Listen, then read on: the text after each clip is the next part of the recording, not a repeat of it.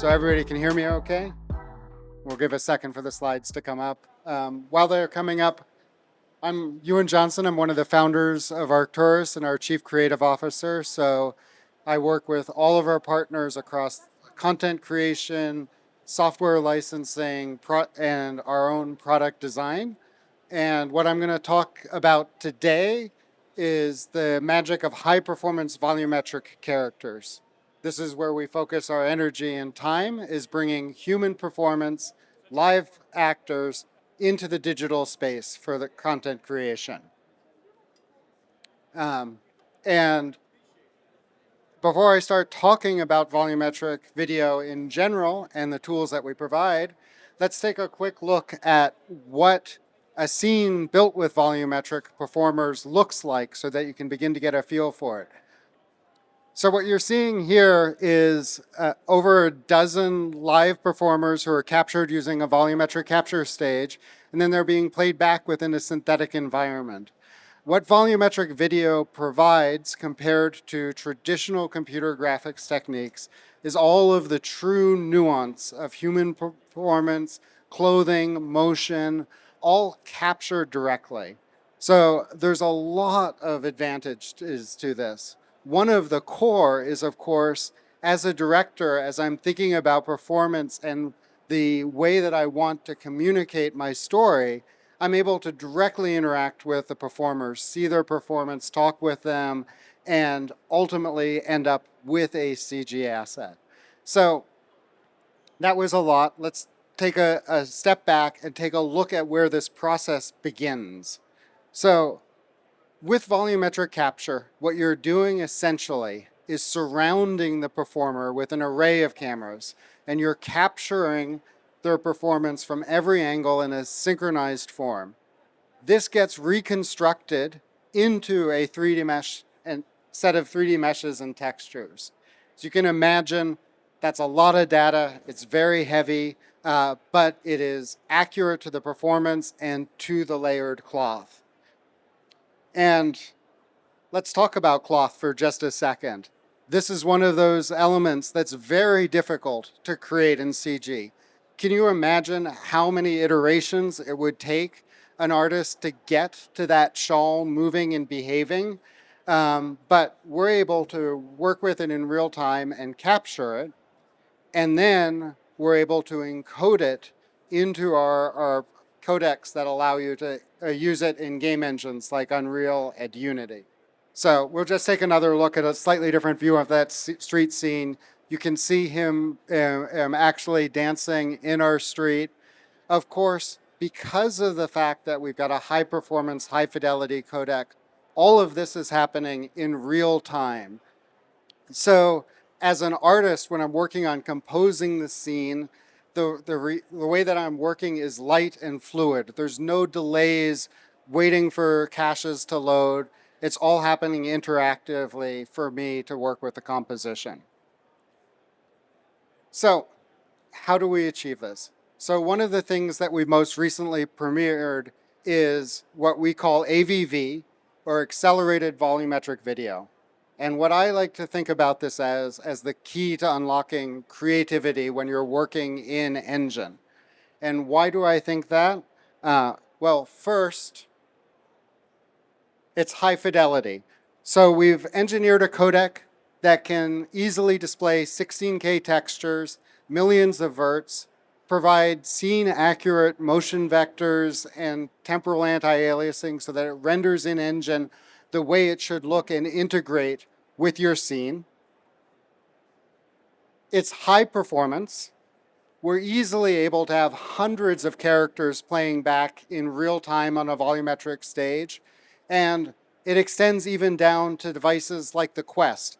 We can easily fit 6 of these characters on a Quest and they redraw in under 2 milliseconds. So that leaves you plenty of performance overhead for your game and general experience. And it's built in with detail management, so you don't have to think about how you're optimizing the characters for playback. We have progressive LODs that automatically are registered as you're moving through the scene and provide selective decimation, and so that as you're optimizing the original captures, You can keep detail where it's important, in the faces and the hands, where there's high frequency textures on the surface of the performer. All of this is built through our system. And just to give you just a really quick insight of what it looks like working with Unreal with these scenes, they're lightweight to import. It's not like 100 sets of caches. It's a single file. You drag and drop them into the scene. You work with them interactively. It's fully integrated into all of the sequencers so that as an artist who's working on setting timing of performance, it's very easy to selectively move and scrub and see all of that performance. It just feels like a native extension of the engine. And all of these scenes that I'm demonstrating today have been recorded in real time off of a standard desktop machine.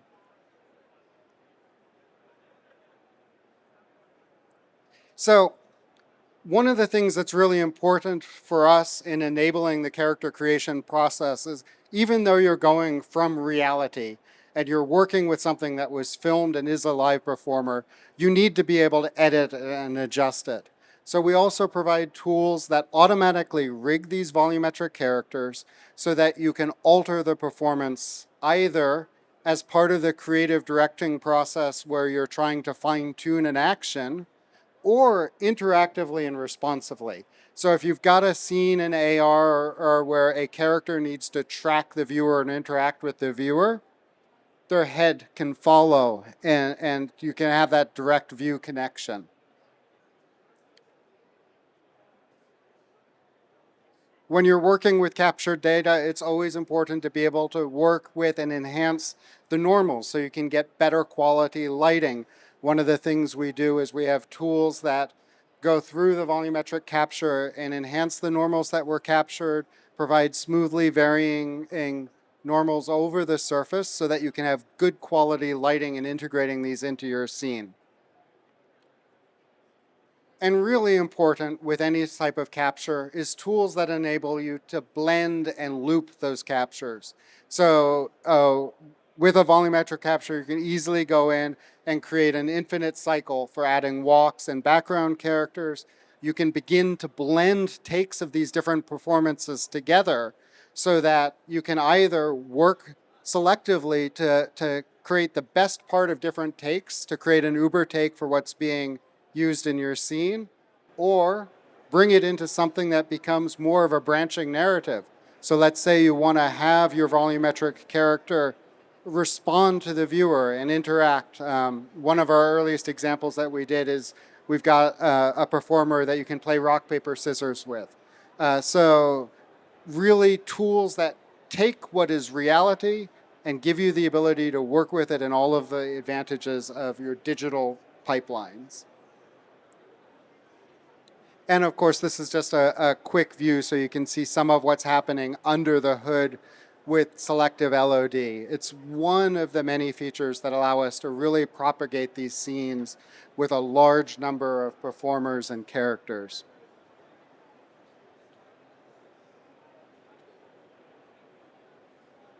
So I mentioned, of course, that we support Unity and Unreal. This particular scene has 75 characters running in real time. This even extends well onto high-end laptops. So I've been working with this scene on my machine that I admit is a little bit behind the times. It's an NVIDIA 2080, but it's perfectly happy to have all of these unique instances of the characters playing.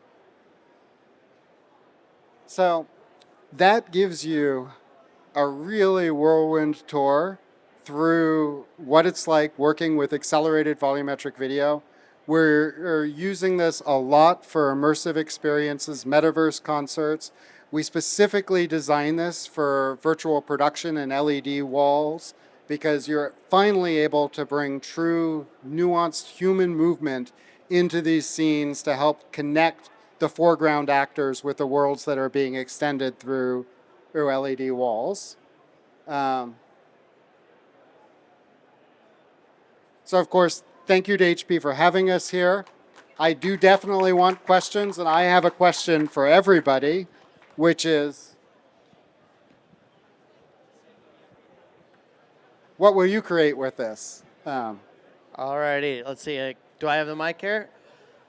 Who's got a question? All right, we got one right away.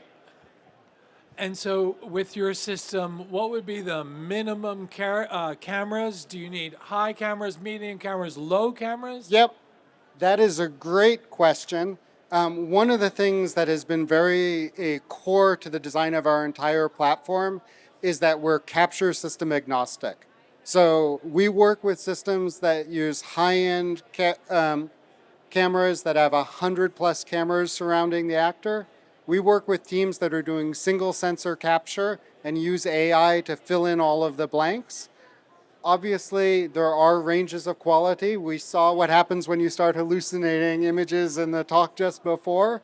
That happens with low sensor count cameras. Our system is agnostic to that and can work with any of them.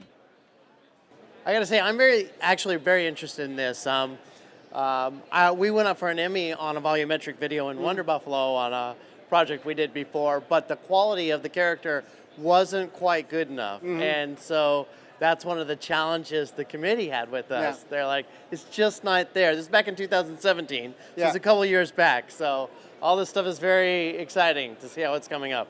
Thank you. I mean, even I'm sorry to hear that that quality was an issue, because for me, the nuanced performance carries through so much. It's like the early grainy black and white photos. They still carry great stories, and I think that's where you should be focused on. We have been pushing fidelity a lot. It's improved a ton. I've been working with teams that are doing captures at 4K, 8K texture resolution. I wish I could have shown those today. They are absolutely gorgeous when you can walk through a scene and actually see a character and performer's pores. You're not going to be able to tell the difference from a true 2D film capture within a year, is my opinion.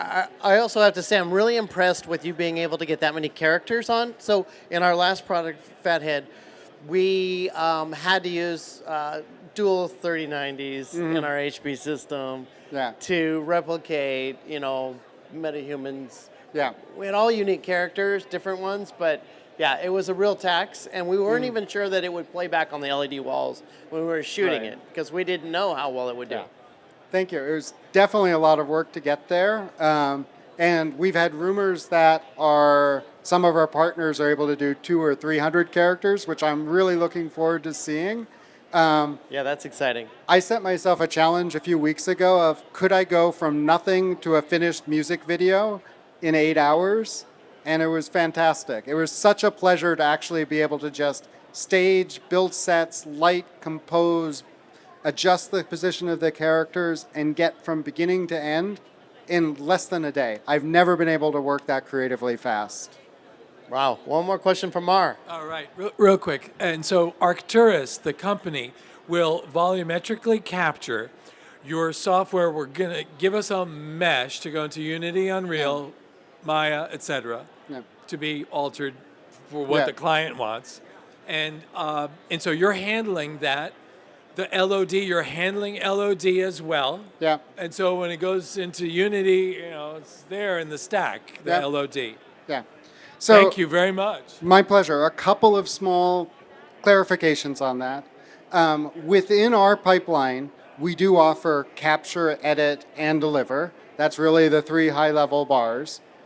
We work with all of the capture vendors out there on the market. So when you see our demos, for example, even that demo had a mixture of captures captured with the 40 views capture technology, as well as with the Microsoft mixed reality capture system. So you're able to seamlessly blend those. And there are teams all around the world that work with this software for capture. And then, of course, we actually do license HoloSuite. And so you as a user are also able to work with it and creatively direct it. We're not just a production services team.